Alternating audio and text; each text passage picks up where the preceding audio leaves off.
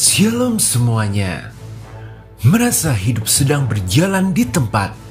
Rasanya seperti ada dinding tak terlihat yang membatasi setiap usaha Anda. Mungkin Anda sudah berdoa, bekerja keras, tetapi terobosan yang dinantikan tak kunjung datang. Bagaimana jika ada sebuah rahasia ajaib, sebuah kunci yang tersimpan di halaman paling awal Alkitab? Sebuah janji dari Tuhan sendiri dalam Kejadian 12 ayat 3. Aku akan memberkati orang-orang yang memberkati engkau, dan olehmu semua kaum di muka bumi akan mendapat berkat. Janji ini diberikan kepada Abraham dan keturunannya Israel. Di tengah dunia yang semakin bergejolak dan Israel yang terus menjadi pusat perhatian global, perintah untuk memberkati mereka menjadi lebih penting dari sebelumnya. Bisa dibilang ini adalah undangan untuk mengambil bagian dalam rencana abadi Tuhan. Jika Anda merasa buntu, mungkin inilah saatnya berhenti fokus pada tembok di depan Anda dan mulai menerapkan prinsip Tuhan ini. Maka berikut adalah 4 cara terbaik untuk memberkati Israel, yakni dengan cara yang akan menggetarkan surga dan berpotensi mengubah hidup Anda secara ajaib. Haleluya, amin. Cara terbaik pertama, jangan hanya berdoa, Tuhan berkati Israel, tapi berdoa agar Israel bisa melihat Yesus sebagai Mesias. Bagaimana jika doa Anda untuk kedamaian Yerusalem sebenarnya bukan permintaan, melainkan sebuah proklamasi profetik yang mempercepat kedatangan kerajaan Tuhan di bumi? Mungkin kita semua sudah tahu ayat dalam Mazmur 122 ayat 6. Berdoalah untuk kesejahteraan Yerusalem, biarlah orang-orang yang mencintaimu mendapat sentosa. Banyak dari kita mungkin melakukannya secara rutin. Namun, mari kita lihat lebih dalam. Kata Ibrani untuk kesejahteraan adalah shalom. Shalom bukan sekedar tidak adanya perang. Ini adalah keutuhan, kelengkapan, dan kehadiran Tuhan yang sempurna. Gelar Mesias yang paling agung adalah Shar Shalom, Raja Damai. Itu di Yesaya 9 ayat 5. Jadi, ketika kita berdoa untuk shalom di Yerusalem, kita sebenarnya sedang mendeklarasikan dan memanggil pemerintahan Sang Raja Damai, Yesus Kristus, untuk ditegakkan di kotanya. Lebih jauh lagi, Rasul Paulus dalam Roma 11 ayat 15 memberikan sebuah nubuatan yang mengejutkan. Jika penolakan Israel terhadap Yesus membawa pendamaian bagi dunia, dapatkah penerimaan mereka mempunyai arti lain daripada hidup dari antara orang mati? Ini adalah sebuah petunjuk bahwa kebangunan rohani total di Israel akan memicu kebangkitan rohani global yang belum pernah terjadi sebelumnya. Jadi praktisnya, jangan hanya berdoa, Tuhan berkati Israel. Berdoalah secara spesifik, Tuhan bukakan mata rohani umatmu di Israel agar mereka melihat Yesus sebagai Mesias mereka.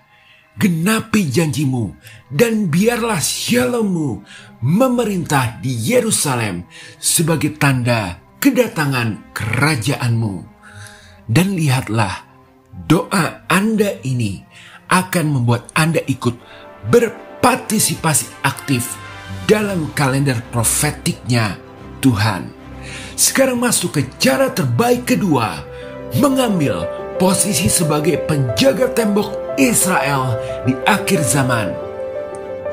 Nubuatan Alkitab menyatakan bahwa di akhir zaman semua bangsa akan berbalik melawan Yerusalem.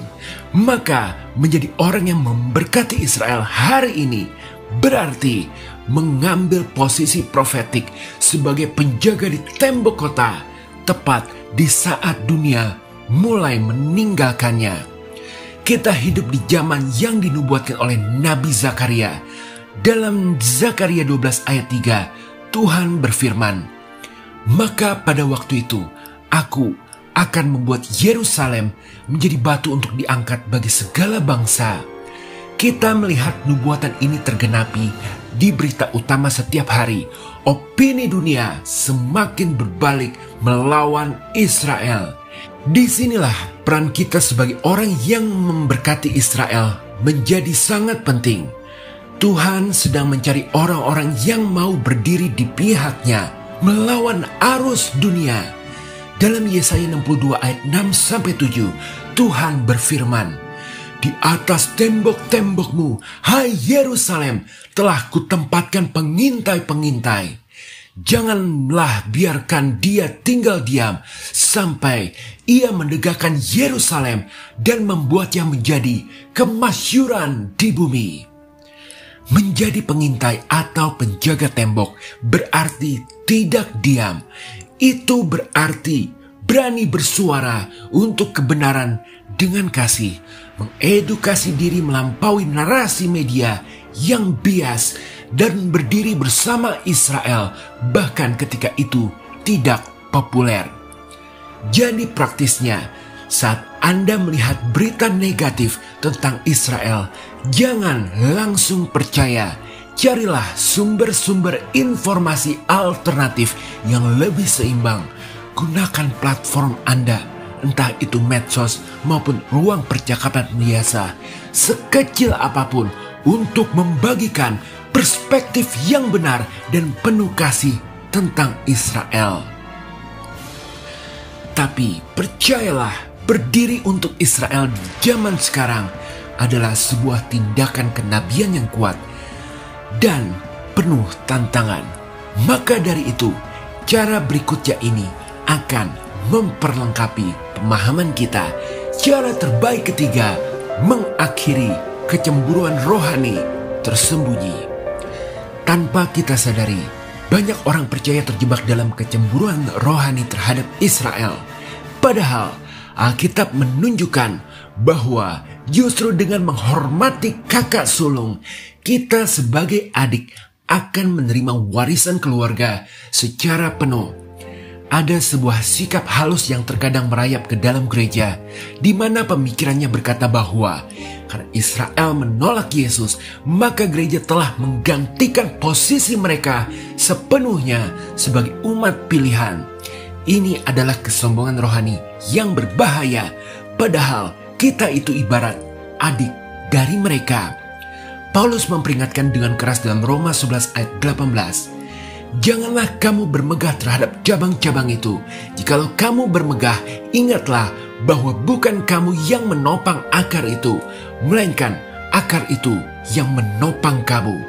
Ini artinya gereja, yakni kita, itu ibarat cabang dari zaitun liar yang telah dicangkokkan ke dalam pohon zaitun Israel yang asli.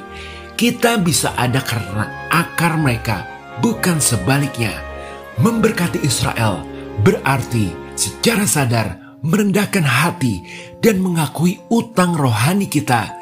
Dari merekalah kita menerima para bapa pendiri atau pemimpin, para nabi, kitab suci, dan yang terpenting, Sang Juru Selamat kita sendiri, Tuhan Yesus Kristus. Menghormati mereka adalah menghormati fondasi iman kita. Jadi praktisnya, periksa hati kita. Apakah ada sedikit saja perasaan ketidaksukaan terhadap bangsa Yahudi? Gantikan itu dengan rasa syukur. Saat Anda membaca Perjanjian Lama, sadari bahwa Anda sedang membaca sejarah keluarga dari iman Anda. Bicaralah tentang Israel dan orang Yahudi dengan hormat. Inilah cara memberkati yang dimulai dari dalam hati. Sekarang, cara terakhir mungkin sedikit ekstrim karena terdengar transaksional. Tapi ini tetap sebuah fakta karena Alkitab bahkan di Perjanjian Baru telah menuliskannya. Cara terbaik keempat, melunasi utang rohani dengan tindakan nyata. Alkitab berbicara tentang sebuah utang rohani yang kita miliki kepada bangsa Yahudi. Maka melunasinya bukan hanya kewajiban, tapi sebenarnya juga salah satu kunci yang membuka keran berkat materi yang tidak terduga dalam hidup kita. Ini mungkin terdengar transaksional, tapi ini adalah prinsip Alkitab. Dalam Roma 15 ayat 27, Paulus menulis tentang jemaat non-Yahudi yang memberikan bantuan finansial kepada jemaat di Yerusalem. Sebab jika bangsa-bangsa lain telah memperoleh bagian dalam harta rohani orang Yahudi, maka wajiblah juga bangsa-bangsa lain itu melayani orang Yahudi dengan harta duniawi mereka. Harta rohani itu adalah warisan iman yang tak ternilai yang telah kita terima. Paulus menyebut pelayanan dengan harta duniawi atau dukungan materi sebagai sebuah kewajiban. Artinya ini bukan saran, melainkan bagian dari tatanan ilahi. Ini adalah prinsip tabur tuai. Ketika kita menabur ke tanah perjanjian yang Tuhan pilih atau tanah subur, kita menempatkan diri kita di bawah janji berkat-Nya yang terbuka. Maka praktisnya, carilah pelayanan-pelayanan yang kredibel, yang secara nyata memberkati orang-orang Yahudi, baik yang ada di Israel maupun di seluruh dunia. Ini bisa berupa dukungan bagi para korban penganiayaan besar yang masih hidup, bantuan bagi imigran Yahudi yang kembali ke Israel atau aliyah, atau mendukung pelayanan mesianik yang memberitakan Injil di sana. Ya, tindakan Anda menjadi perwujudan nyata dari berkat yang Anda ucapkan. Demikianlah 4 cara terbaik untuk memberkati Israel agar kita bisa merasakan berkat itu berbalik kepada kita. Maka inilah kesimpulan praktis bagi Anda yang telah menonton video ini. Jadi, memberkati Israel bukanlah formula ajaib, melainkan sebuah penyelarasan hati dan tindakan kita terhadap hati dan rencana abadi Tuhan semesta alam sendiri. Ini adalah cara kita keluar dari keterbatasan dengan cara mengambil bagian dalam kisah-Nya yang lebih besar. Maka jika mau, pilihlah salah satu dari 4 cara itu hari ini. Seperti mulailah berdoa secara profetik, atau periksa hati Anda dari kesombongan rohani, atau berikan dukungan nyata, atau ambillah posisi sebagai penjaga di tembok. Karena saat Anda memberkati umat pilihannya, Anda sedang memposisikan diri Anda tepat di bawah aliran berkat yang Tuhan janjikan kepada Abraham ribuan tahun yang lalu. Dan ingat, janjinya tidak pernah gagal. Haleluya. Amin.